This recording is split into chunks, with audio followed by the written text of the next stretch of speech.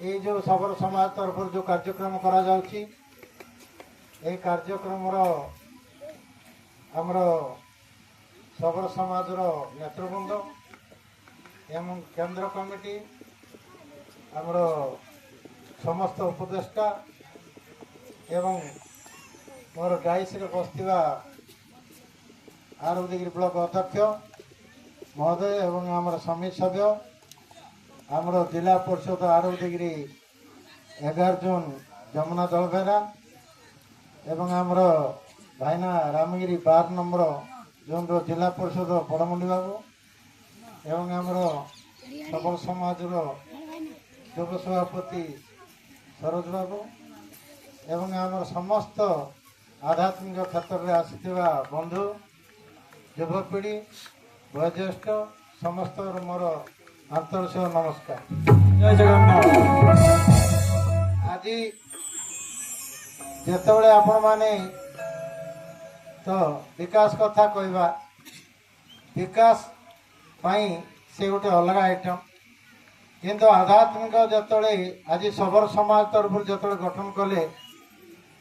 ये सबर जाति केमती संस्कार हेबो तापर जो माने चिंता करथिले से होचंती प्रधान गुरुजी से प्रधान गुरुजी को आज जो संग्राम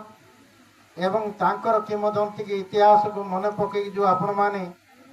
आध्यात्मिक चेतना उपरे सब बड़े जागृत करती प्रति मंडली केंद्र निश्चित भाव मु धन्यवाद देवी किंतु सबर समाज गोटे स्वतंत्र समाज से समाज रो संस्कार आसीची आउरी आसीबा पाई बाकी मध्य किछि ना किछि अछि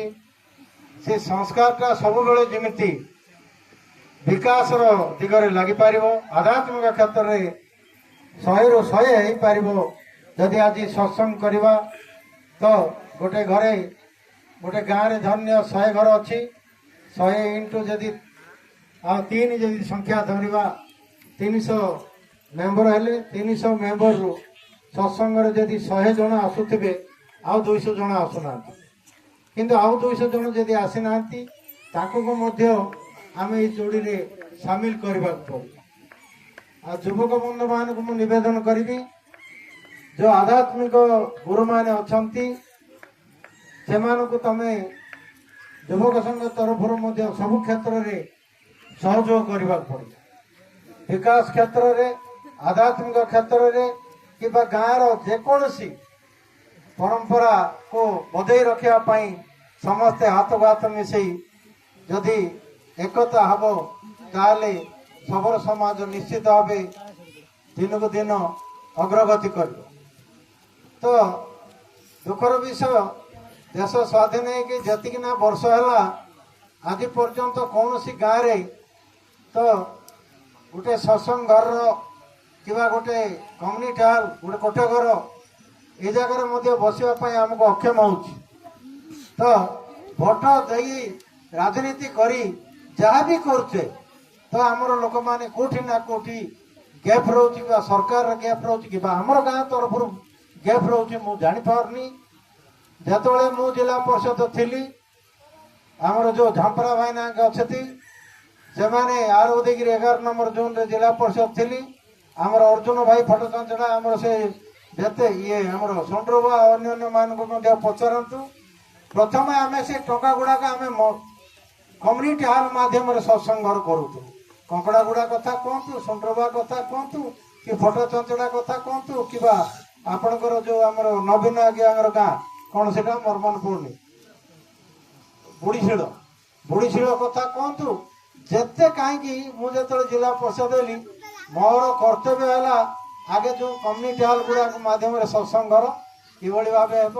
सत्संग घर रे आमर सब सत्संग करेंगे जी पार्ली से करी जेतले जमुना दलबेरा निर्वाचित होगी आसला आजिका दिन रे 4 वर्ष चिल्ला है आमर पैसा गोटे भी रास्ता काम रे जाइनी चेयरमैन सार भी जानते सबुठी छोट बड़ सत्संग घर गुड़ाक आमर कोठ घर मध्यम दिखाई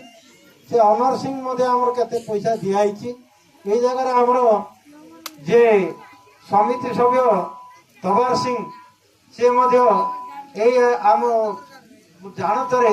କୋଉ ଗାଁ ଗୁଡାକ ମୋର ମନେ ପଡୁନି, କମଳା ଢିଅ, ଅନର ସିଂ, ସେ ଯୋଉ କଣ ଆଉ କୋଉ ଗାଁ ଗୁଡାକ ଆମର ଲିଷ୍ଟରେ ଅଛି, ଆମର ଚେୟାରମ୍ୟାନ ପାଖରେ ମଧ୍ୟ ଲିଷ୍ଟ ଅଛି। ସବୁ ଗାଁରେ ଆଗ ମୁଁ କହିଲି ନାଇଁ ଆଗେ ସତସଙ୍ଗ ଘର ଦରକାର, କମ୍ୟୁନିଟି ହଲ୍ ଦରକାର। କମ୍ୟୁନିଟି ହଲ୍ ଯେତେବେଳେ କି ଗୋଟେ ଦରକାର, ଏ ଯୋଉ ଦଣ୍ଡପାଣି ଭାଇ ପ୍ରଥମରେ ଆସିଥିଲେ, ଆଜ୍ଞା ମତେ କିଛି ଦରକାର ନାହିଁ, ସତ୍ସଙ୍ଗ ଘର ଗୋଟେ ଦରକାର। ଫାଷ୍ଟରେ 3 ଲକ୍ଷ ଟଙ୍କା ହିଁ ଦିଆଯାଇଥିଲା। 3 ଲକ୍ଷ ଟଙ୍କା ଭିତରେ ସେକେଣ୍ଡରେ ଆଉ ବାକି ପଇସା ଆଇଲା, କମ୍ପ୍ଲିଟ ହେଲା। ଯା ହଉ ଆଜି ଏଇ ଗାଁ ଛୋଟ ଗାଁ ହେଲେ ମଧ୍ୟ ଏକତାରେ ରୁହନ୍ତୁ, ସତ୍ସଙ୍ଗ ମାଧ୍ୟମରେ ସବୁବେଳେ ଭଗବାନଙ୍କ ପାଖରେ ହାତ ପାତନ୍ତୁ, ଲୋକଙ୍କ ପାଖରେ ହାତ ପାତନ୍ତୁ ନାହିଁ। ଯେତେବେଳେ ମାଗିବେ ଉପରବାଲା ଦେବେ। ହିଂସାଟା ଦୂରେଇ ଦିଅନ୍ତୁ, ଗାଁରୁ ସମାଜରୁ ହିଂସା ଦୂରେଇ ଦିଅନ୍ତୁ। ସବର ସମାଜ ଗୋଟେ ସ୍ୱତନ୍ତ୍ର ସମାଜ, ସେଇ ସମାଜକୁ ସବୁବେଳେ ସଂସ୍କାର କରନ୍ତୁ, ହାତ ମୁଠା ଟାଣ କରନ୍ତୁ। ଧନ୍ୟବାଦ, ରହିଲି, ନମସ୍କାର, ଜୟ ଜଗନ୍ନାଥ।